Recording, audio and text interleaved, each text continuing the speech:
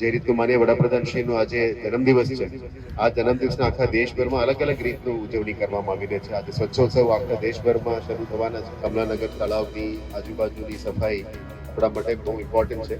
આ તળાવ કદાચ સિટીની સૌથી બેસ્ટ તળાવ એવું હું માનું છું, કારણ કે આજુબાજુનું જે બ્યુટિફિકેશન અને વડોદરા મ્યુનિસિપલ કોર્પોરેશન દ્વારા જે બનાવવામાં આવ્યું છે એ બહુ સારી રીતે બનાવવામાં આવ્યું છે. હવે એને જાળવણી કરવાનું અને જતન કરવાનું, મેન્ટેન કરવાનું જવાબદારી આપણી તમામની છે. ફક્ત વીએમસી બધું બનાવે, મેન્ટેન કરે એ શક્ય નથી. વડોદરાના નગરજનો, વડોદરાવાસીઓ, એ સિટી શહેર આપની છે અને અમારી છે, એટલે એને જાળવણી કરવાનું. આવા સંસ્થાઓ આગળ આવીને એક તળાવનું જાળવણી કરે તો વડોદરા કોર્પોરેશનનું કામ પણ સહેલું થઈ શકે. અને આપણા માટે વોટર બોડીઝ, ખાસ કરીને તળાવ પાણી સંરક્ષણ માટે ખૂબ જરૂરિયાત છે. સાથે સાથે હેલ્થ ચેકઅપ કેમ્પ્સ છે, બહેનો, બાળકો બધાનું હેલ્થ ચેકઅપ પણ થવાના છે. એટલે અલગ અલગ દિવસ, અલગ અલગ કાર્યક્રમો આખા મહિનામાં ચાલવાનું છે. ત્યારે આપણે આ તળાવોની જાળવણી પણ આપણા માટે ઇમ્પોર્ટન્ટ છે. વડોદરા સિટીની અંદર લગભગ 43 લેક્સ, 40+ તળાવો છે અને આવનારા દિવસોમાં અમે જે કૃત્રિમ તળાવો બનાવ્યા છે એમને પણ ધીરે ધીરે કન્વર્ટ કરીને પરમનન્ટ તળાવ અથવા બ્યુટિફાઈંગ તળાવ તરીકે કન્વર્ટ કરીશું. અમે દર વખતે વડોદરામાં પુલની વાત કરીએ, એ માનવ સર્જિત પુલ ના થાય એના માટે જેટલું વરસાદી પાણી આવે છે એને કન્ઝર્વ કરવાની જવાબદારી પણ આપણી છે. ભગવાને કુદરતે જે પાણી આપે છે એને કન્ઝર્વ કરીને જમીનમાં ઉતારવાની જવાબદારી છે. એટલે દરેક સોસાયટીમાં, દરેક બંગલોઝમાં, દરેક વોર્ડ્સમાં, દરેક ઓપન સ્પેસીસમાં અમે એક્વિફર્સ અને રેઇન વોટર હાર્વેસ્ટિંગ સ્ટ્રક્ચર્સ બનાવવાના છે અને બનાવી રહ્યા છે.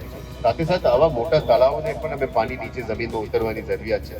એટલે જેટલું પાણી તળાવમાંથી નીચે ઉતરે, મા ધરતીને પણ જમીનમાં પાણી જોશે, એટલે પીવાનું પાણી તમે બોરમાંથી પણ પાછી લઈ શકો છો. અને બધું આજવામાંથી અમે લેવાનું એવું જરૂરત પણ નથી. એટલે પોતપોતાના ઘરમાં રેઇન વોટર હાર્વેસ્ટિંગ સ્ટ્રક્ચર હોય, નીચે એક સંપ હોય, સોસાયટીમાં, ફ્લેટમાં પીવાનું પૂરતું પાણી મળી જાય. કુદરત આપણા માટે બહુ આપી રહ્યા છે, ઘણું પાણી આપી રહ્યા છે. એને સંરક્ષણ કરવાની અને તળાવને સાફ સુથરા રાખવાની આપણી જવાબદારી છે. હું ફરી વિનંતી કરીશ, તળાવ આપણા માટે મહા સમૃદ્ધ છે.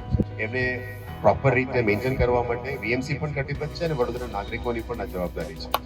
એટલે આજે જે મેરી આસ્થા મેરા દેશની ટીમ છે, આ ટીમ દ્વારા બહુ સરસ કામગીરી કરવામાં આવી રહ્યા છે. હું જોયું કે માનનીય મેયરનું પિક્ચર્સ, મારા પિક્ચર્સ, પછી સિટીના કોર્પોરેટર્સના પિક્ચર્સ બધા છે. એટલે બધાને જોડીને આપ લોકો કામગીરી કરી રહ્યા છો, એ બહુ ઇમ્પોર્ટન્ટ છે.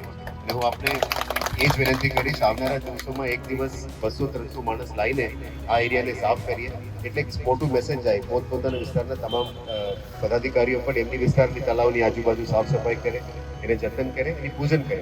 જેવી રીતના કમિશનર શ્રીએ આપણને કીધું છે કે જે વરસાદનું પાણી આવે એ તળાવની અંદર મે, જૂન મહિનામાં જે સુકાઈ જવું જોઈએ એ ત્યારે સુકાય જ્યારે તે વોટર બોડીની અંદર જે આપણે લોકો અંદર જે કચરો નાખી છે, ડમ્પિંગ કરે છે, નીચે એ કોકરીની જેમ જામી જાય છે. તો એનાથી શું થાય છે કે પાણી અંદર જમીનની અંદર ઉતરતું નથી. અને મેરી આસ્થા મેરા દેશ ટ્રસ્ટનો મેન એમ જે છે કે તળાવની અંદર જે દેખાતું નથી, જે ડીપમાં છે, એ જ અમારે કાઢવું છે કે જેનાથી પાણી એની જાતે જે કુદરતી રીતના જે સુકાઈ જવું જોઈએ તો એ સુકાઈ જાય. એ હિસાબે અમે કામ કરીશું.